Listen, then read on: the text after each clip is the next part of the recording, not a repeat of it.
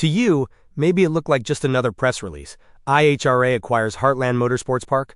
Corporate jargon, brochure fluff. But to us, the ones who feel the hum in the concrete, who hear the wind whisper through turn 7 like it's calling out our bloodline, this is more than motorsport.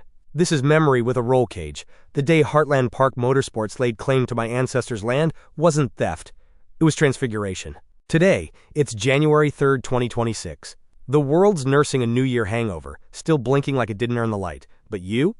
You're listening. This isn't a safe space. This is pit lane at 3 a.m., smelling of nitromethane and ancestral sweat. And today, the track isn't open. It's soon to be consecrated. Let's go deep in the staging lanes of time. 1852. A boy named Frank Renyer, yes, that name still echoes in my DNA, boards a ship in Hamburg with nothing but grit and German stubbornness. 30 years of busted dreams and busted plows later, they hit Williamsport Township just south of Topeka, Kansas in 1882. Gold-baked Kansas prairie, wind-scoured and waiting. That's where they planted roots. Fast forward, 1910. Frank Renyer, my great-grandfather, buys a quarter section with hands so calloused they could stop a runaway tractor. His sister Anna, same steel, same silence. They didn't farm for likes, they farmed like their lives depended on it. Spoiler, they did. Then came the U.S. government before Korea, snatching the north end of Frank's land for an airport. Then, in the 90s, Heartland Park came for the rest. Not with threats of condemnation, but with a handshake and a check. The land my people broke with horses got rebroken by dozers. The corn rows gave way to concrete curves. The ancestral home, built in 1912, got jacked up on dollies and dragged 8 miles east like a ghost in exile. Shout out to my cousin Brad Renyer. He didn't just restore that house, he resurrected it. There's a photo. 2019, descendants gathered on the porch of great-grandpa's house. Progress, they said. As if progress doesn't bleed. But here's what the brochures never mention. A drag strip built on sacred soil doesn't just run fast, it runs holy. You feel it in the staging beams. You smell it in the pre-dawn fog, wheat ghosts, and torque. For 30 years, Heartland wasn't just a track. It was a temple with a rev limiter.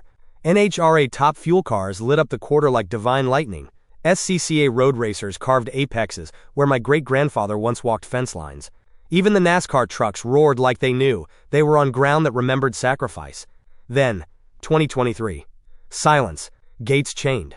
A shell company named Topeka 77 swooped in like a repo man.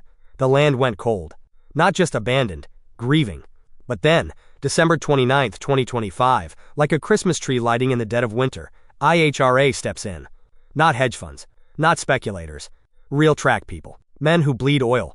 Men who don't buy dirt, they reanimate it. They're already swinging wrenches, not hammers. Talking 2026 reopening like it's gospel. Bringing back the bark of blown hemis, the hiss of slicks cooling, the raw, unfiltered pulse of speed on soil that still remembers how to grow men. As Eric Prill of the SCCA put it, the new owners, NHRA, they make things happen. Damn right. Because they get it. This ain't asphalt. It's ancestral tarmac. It's Frank Renyer squinting at a thunderhead in 1915, and Gary Ormsby watching the wind light from heaven. Heartland Motorsports Park, formerly Heartland Park Topeka, hosted a wide array of legendary drivers across multiple racing disciplines from its opening in 1989 until its closure in 2023. In NHRA drag racing, icons like Tony Schumacher, John Force, Ron Capps, Larry Dixon, Kenny Bernstein, Warren Johnson, and Greg Anderson all battled down the quarter mile.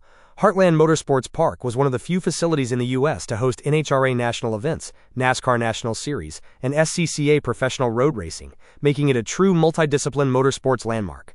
Its unique blend of a 1/4-mile drag strip, 1.8-mile road course, and 2.0-mile road course with an infield oval drew top talent from across the racing world for over 3 decades. So yeah, awesome doesn't even cover it. This is legacy with a nitrous purge. And if your heart just punched like a 500 cubic inch mill hitting 8,000 RPM, smash that like button.